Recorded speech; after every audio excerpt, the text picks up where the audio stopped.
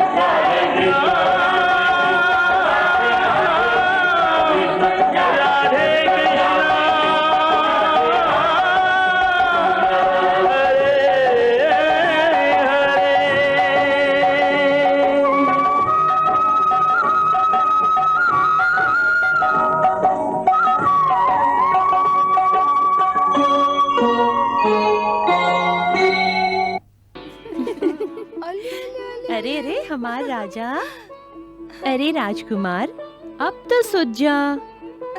हमार राजकुमार ये तरह से ना सुती। अच्छा तो फिर ही कैसे सुती है?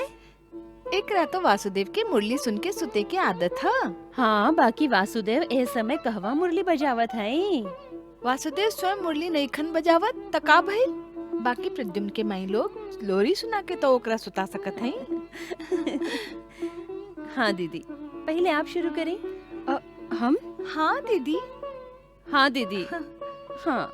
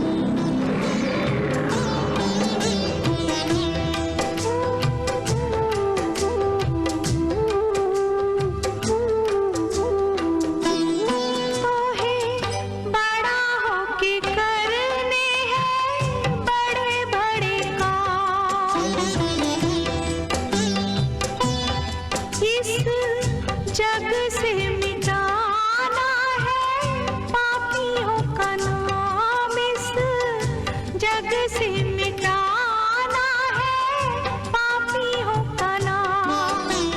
सो जा बेटा सो जा, कल की आस लगाए तुझ पर वारी जाए ममता बावरी, ओ ममता बावरी, ममता बावरी, ममता बावरी।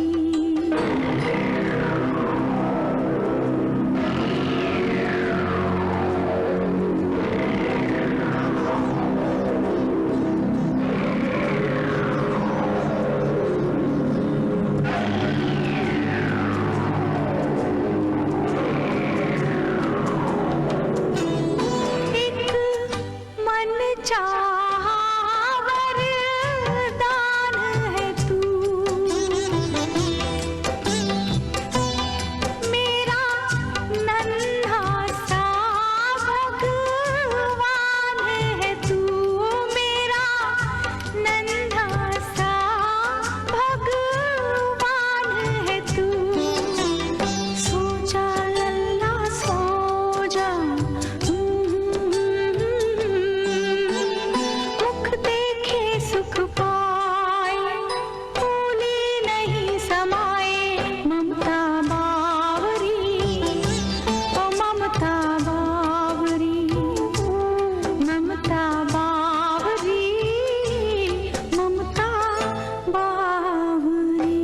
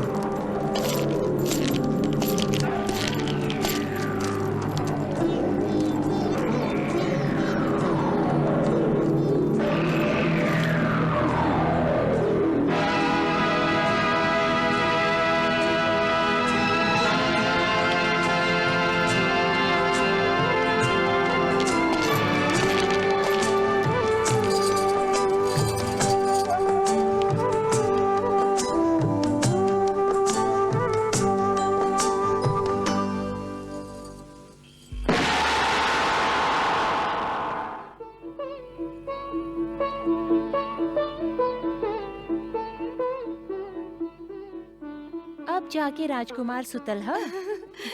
दीदी हाँ? कल हम प्रद्युम्न के नेहाइब हाँ। और दीदी कल हम ओकर पूरा दिन देखभाल करब। अरे रात के हम प्रद्युम्न के अपन कक्ष में ले जाइब।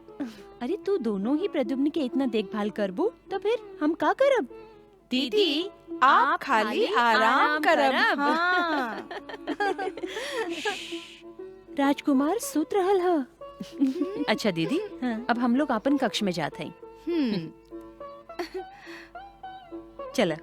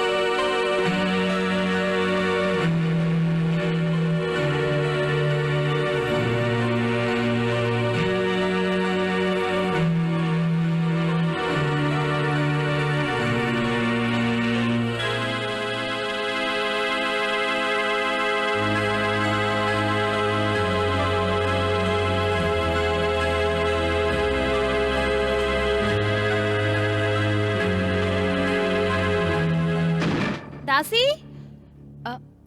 जी महारानी। थोड़ी का ये दीपदान की ज्योति कम कर दा। जय आज्ञा महारानी।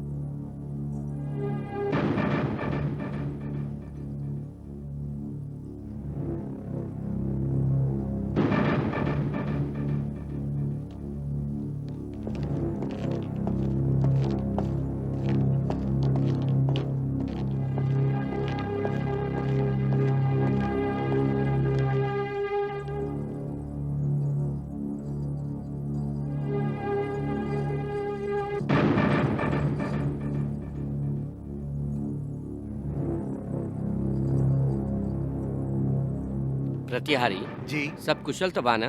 जी स्वामी।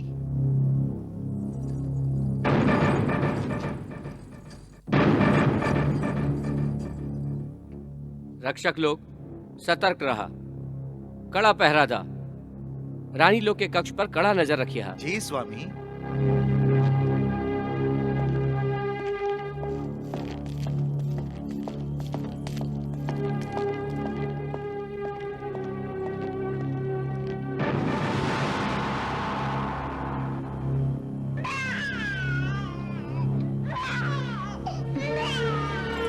अरे रे रे रे, हमार बेटा सुत जा, सुत जा, हमार राजा बेटा सुत जा, सुत जा। का भइल?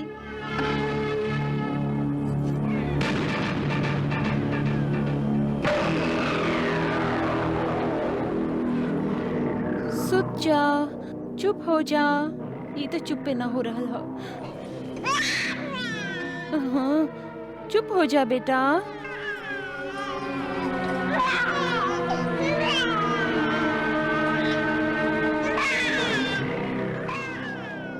दीदी, अरे सत्यभामा, अरे अंदर आवा ना, वहाँ काहे ठाड़ा हो? अरे आवा ना। ई देखो, देखो तोहार लाडला प्रद्युम्न सुते के नाम ही ना ले रहल ह। हमके त लागता कि शायद एकरा तोहरा पासी सुते के ह। अरे देख कर रहल हऊ, अंदर आवा ना। देखो एकरा के शांत कर ना। आवा।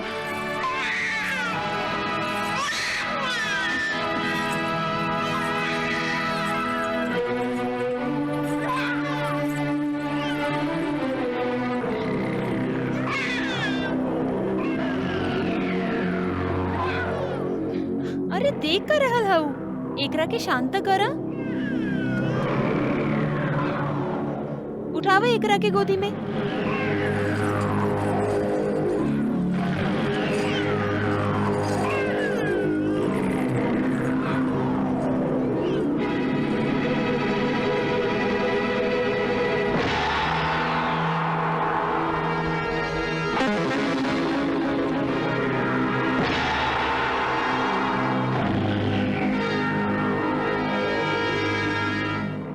दीदी, हम एकरा के अपन कक्ष में ले जा रहल हई। हाँ ले जा, और ठीक तरह से ध्यान रखी है एकर। हाँ दीदी, आप चिंता मत करी, राजकुमार पर हमार ध्यान पूरा तरह रही।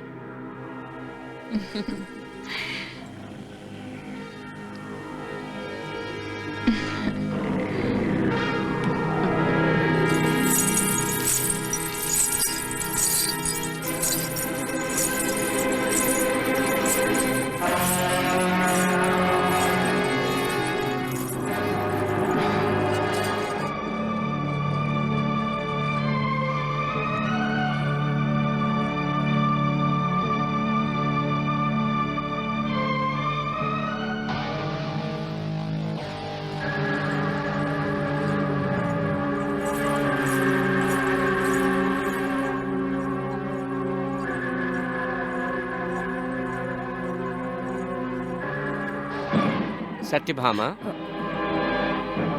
लागता आज के दिन शुभ नहीं खे। प्रद्युम्न के लेके कहवा जा रहा हो? आपन कक्ष में। आपन कक्ष में? प्रद्युम्न तोहरा पास चैन से ना सूती। जा ओकरा रुक्मणी के कक्ष में पहुंचा दा। बाकी दो भैया। बहस काहे कर रहा हो सत्यभामा? हम कह रहा है ना, प्रद्युम्न तोहरा पास चैन से ना सूती। तू ओकरा रुक्मणी के कक्ष में दे आवा। वैसे भी रात बहुत हो चुकल है। तू हो अपन कक्ष में जाके आराम करा। जा।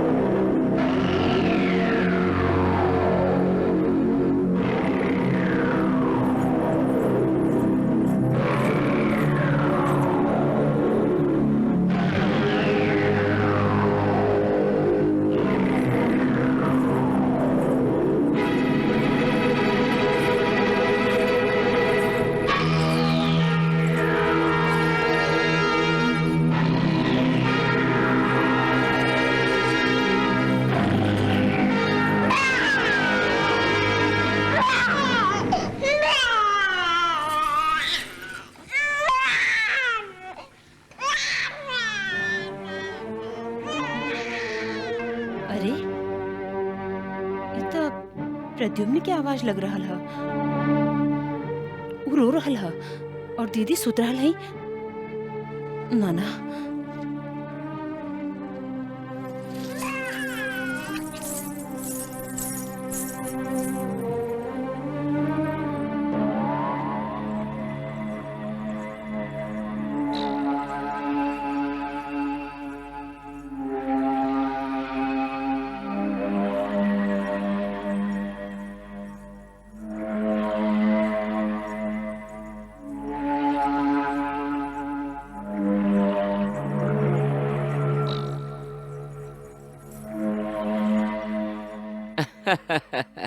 सत्यभामा, देख लहलू माई के प्रभाव।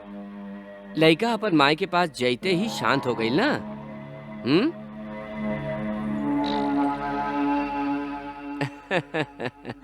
जा जा, अब तू हो अपन कक्ष में जाके आराम से सूत जा। हम महल के पूरा सुरक्षा देखे के बाद ही अपन कक्ष में जाए। जा।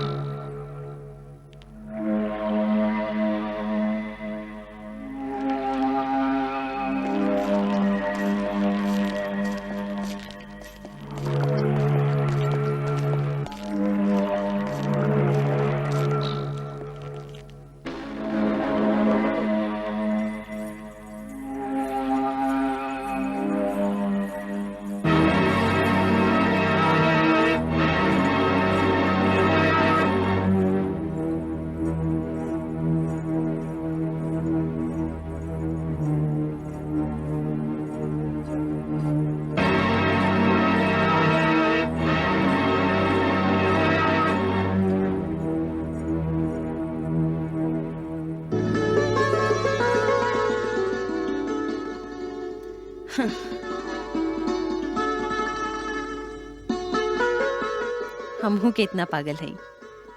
हमके हर समय प्रद्युम्न के आवाज सुनाई देत रहेला और इहवा त ई सुत रहल है।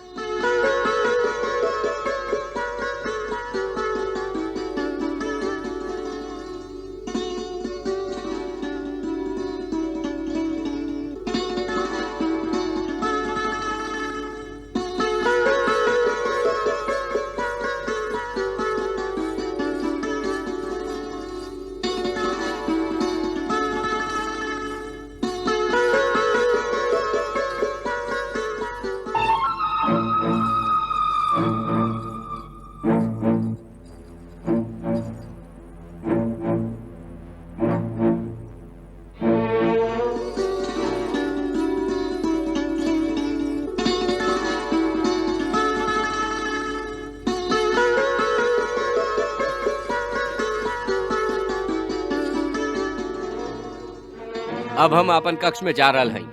यदि कोनो भी तरह के खतरा नजर आए तो हमके तुरंत सूचना दिया। जय आज्ञा।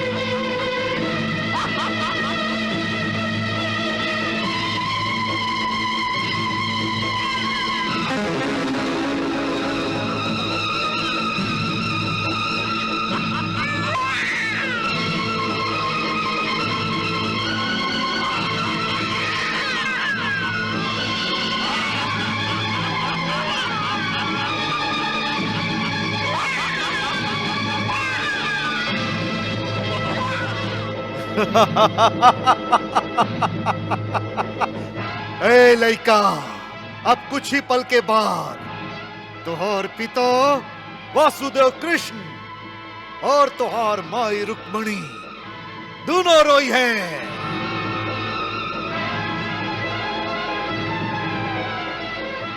पुत्र वियोग के दुख अपन आत्मा के कितना गहरा चोट पहुंचावेला, एह बात के एहसास उ दोनों के होई। आज के बाद उ दोनों जीवन भर तुहारी याद में आंसू बहावत रही हैं।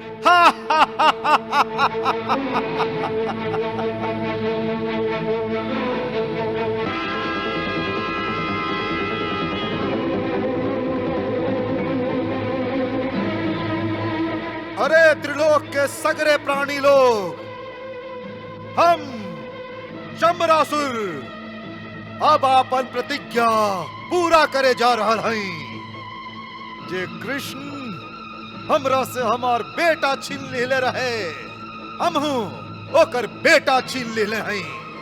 जे कृष्ण हमार बेटा के वध कैलास, अब हम ओकर बेटा के वध करे जा रहल हई।